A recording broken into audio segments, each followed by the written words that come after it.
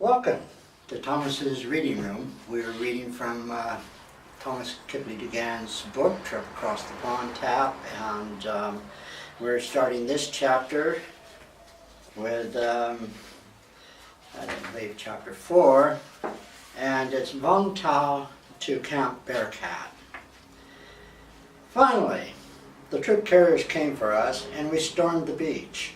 There was approximately 77 deuce and a halves waiting to carry us to Camp Bearcat, approximately 46 miles north of Saigon, the capital of South Vietnam. The deuce and a halves had sandbags laying on the truck bed floor, down the middle and along the sidewalls.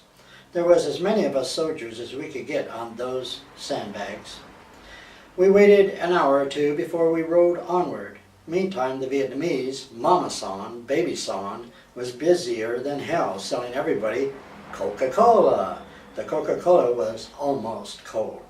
Mama San would be wearing either a white blouse or a black blouse with black silk pants and thongs for shoes. If a Vietnamese woman was wearing a white blouse and a white silk pants, that was supposed to emphasize that she was a virgin. I did not see many of those. Baby San, girl, was wearing black silk pants with a white blouse or a black blouse with decorated flowers printed into it. Baby San, girl or boy, wore thongs for shoes, and so did Mama and Papa San. I figured one good thing about that was they did not have to spend too much time deciding what shoes they were going to wear. Australian soldiers could be seen scattered on both sides of the road as we traveled along our way. Some were laying in hammocks and others were cleaning their equipment. Their job was to post security for us. There were a few bridges that were damaged and a couple of them were not passable, so temporary bridges had been created. Other than that, there did not seem much in the way of a war-torn area. We traveled onward to Camp Longban, which seemed the size of Des Moines, Iowa, then turned on a road that went through a couple of villages. A few miles further, the deuce and a halves turned onto a narrow road that went by a small airstrip to the right of us. At the end of the airstrip was a small building. Later we were informed the building airstrip was the original Camp Bearcat, home of the Green Beret. The area next to it was our home. Shit! There was nothing there other than rooted trees, mounds of dirt, and engineers' equipment. Several roads were made and a circular perimeter had been set up by the engineers. A group of trucks, including one that carried me, stopped at an area of our newfound home and everyone was ordered to get out. That we did. Standing in formation, a second lieutenant stood in front of us, and I remember well what he said.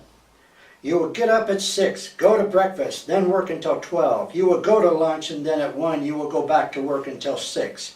You will go to dinner until 7 and then work until 10. You will do this 7 days a week." That was what I wanted to hear. We built buildings that were called web talks, and they were to become our living quarters. They had a wooden floor and 2x4s going from the floor to the roof frame that had a slight pitch. The company commander kept telling us to sacrifice the nails. Only 6 nails to a board. We placed a screen against the 2x4s, creating a wall, then a large canvas was drawn over the roof frame. The canvas had flaps that hung down the sides and ends of the web talks. There were long poles that would fit into slots in the flaps, and that would hold the flaps up. Should it rain, then you would let the flaps down. We fastened ropes to the top end of the poles, and fastened the other end of the ropes to stakes driven well into the ground. Trenches were dug 3 feet deep, and the web talks, then sandbags, were stacked alongside of the trenches.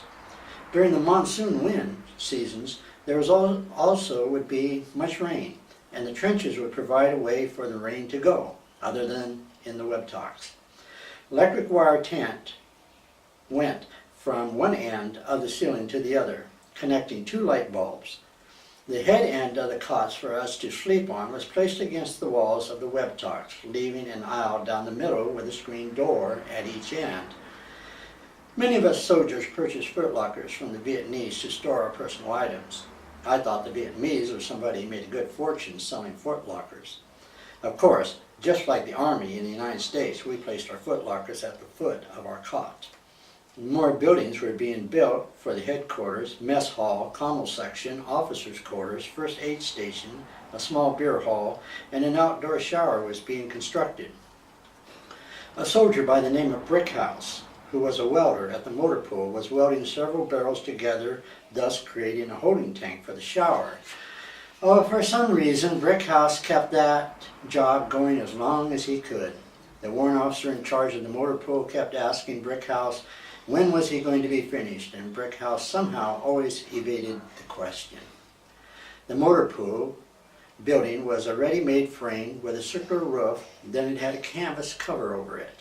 There was an old-type refrigerator inside the building, and on the coolest of hot days, that refrigerator could not keep anything cold. As far as I know, the refrigerator was sent over from the United States.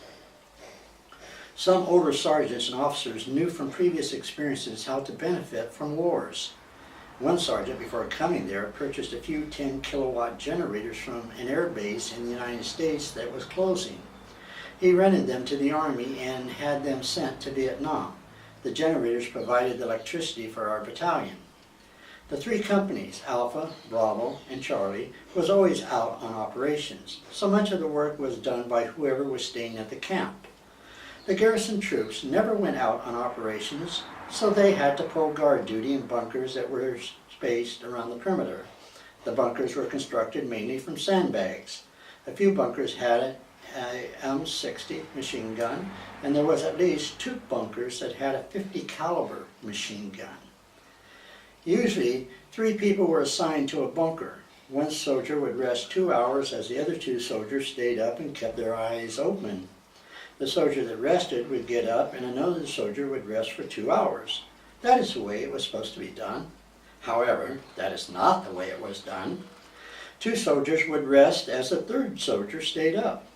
One of the 2 soldiers resting would get up after 2 hours had passed, and the 3rd soldier would rest. And that way, each of the 3 soldiers would get 4 hours rest. The rule was laid down that unless the enemy fired on you, you could not fire on the enemy. First, you would have to get permission from the company commander. I thought the hardest thing for me to do in Vietnam was to pull guard duty. There was a couple of times I pulled 24-hour guard duty, 6 in the evening until 6 in the evening the next day. That was a long time to spend in a hole, and at night everything was totally silent.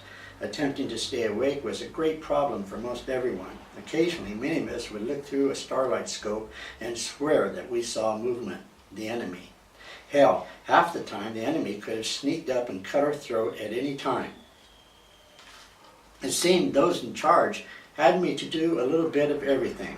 Whenever there was a job out in the direct heat, Sergeant Ashett made sure there was not too much for me to do. It seemed he liked me.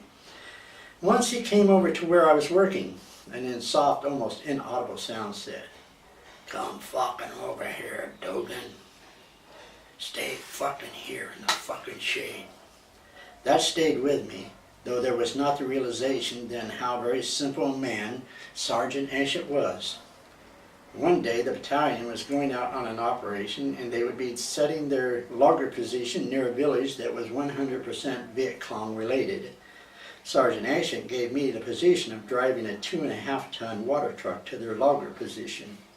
The 2.5-ton truck full of water, and I went hell-bent for Swade toward the village. Once at the logger position, we drivers that would be going back were told that we would have to stay overnight before returning to Camp Bearcat. A cook was serving me some food when I observed a Vietnamese farmer sitting on a brand new Ford tractor, blue in color. The thoughts went through the field of the mind, how in the hell could that be? There was not a way that that farmer could have made enough money in 10 lifetimes to buy that tractor.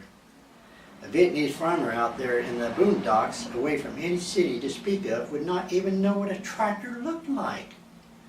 Although I never figured it out completely, one thing was certain: he did not get that tractor from what he made in farming.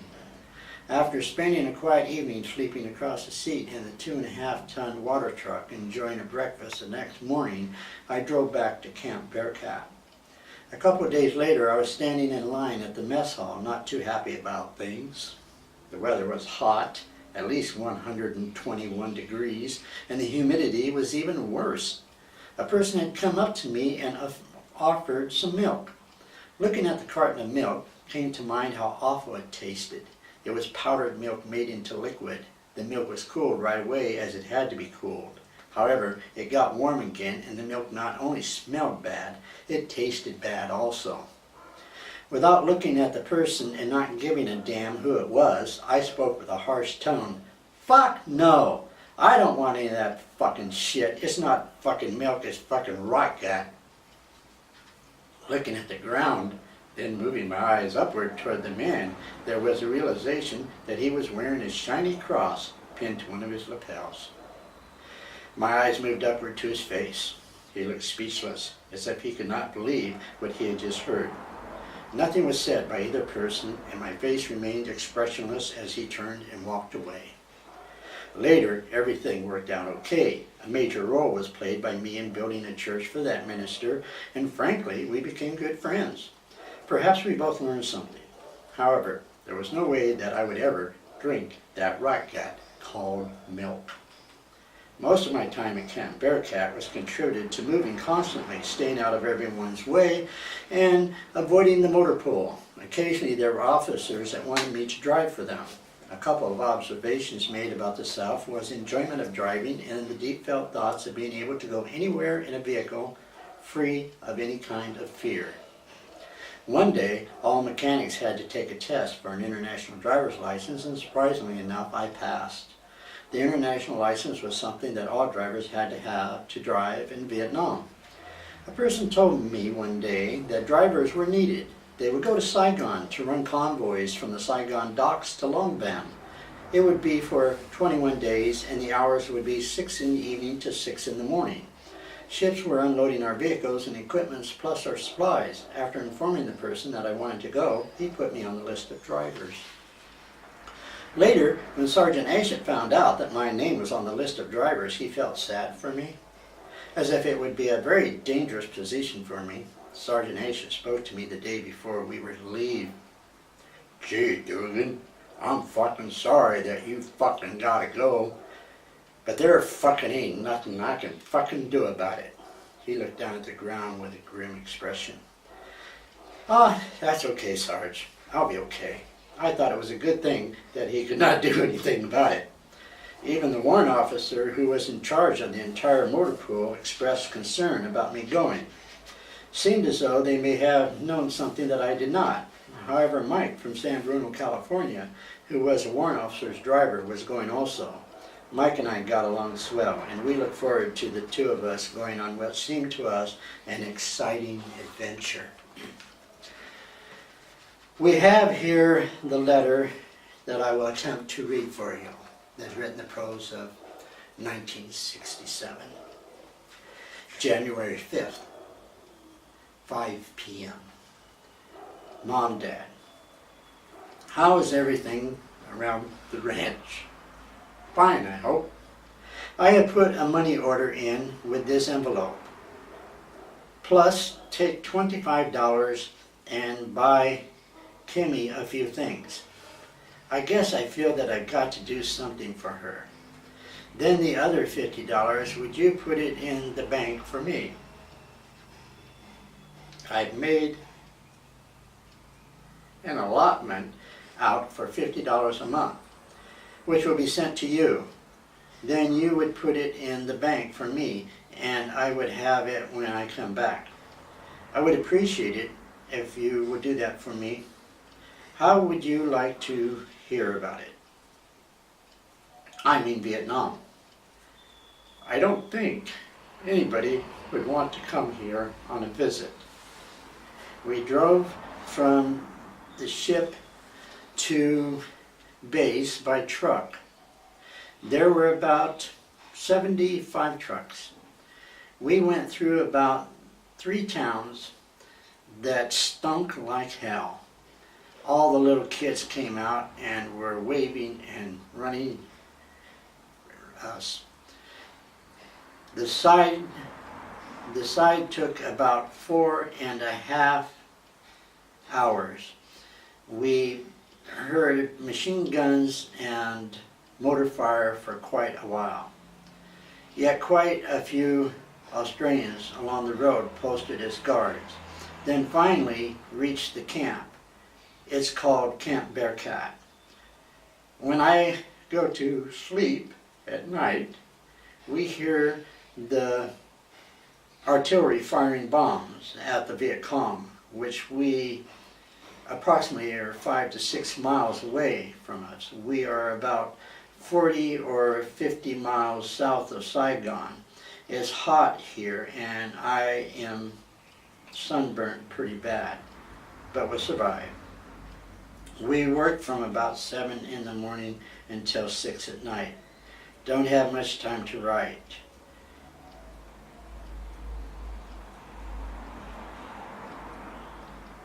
Gets hot real fast. We go on guard in these bunkers, which are lined like a perimeter around the camp. There's soldiers, 3 soldiers in a bunker, 1 machine gun. Each soldier has a M16. We get issued 1,100 rounds for the machine gun and 500 for our M16s. If a visit, I don't know if I can read this, if a Viet Cong is seen, we can't fire on him unless he fires first.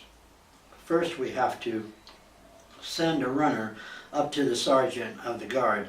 Then the sergeant of the guard gets permission from the company commander to fire on the Viet Cong or not.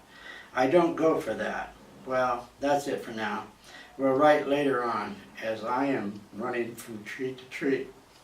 So far, I'm all right. Love, Tom.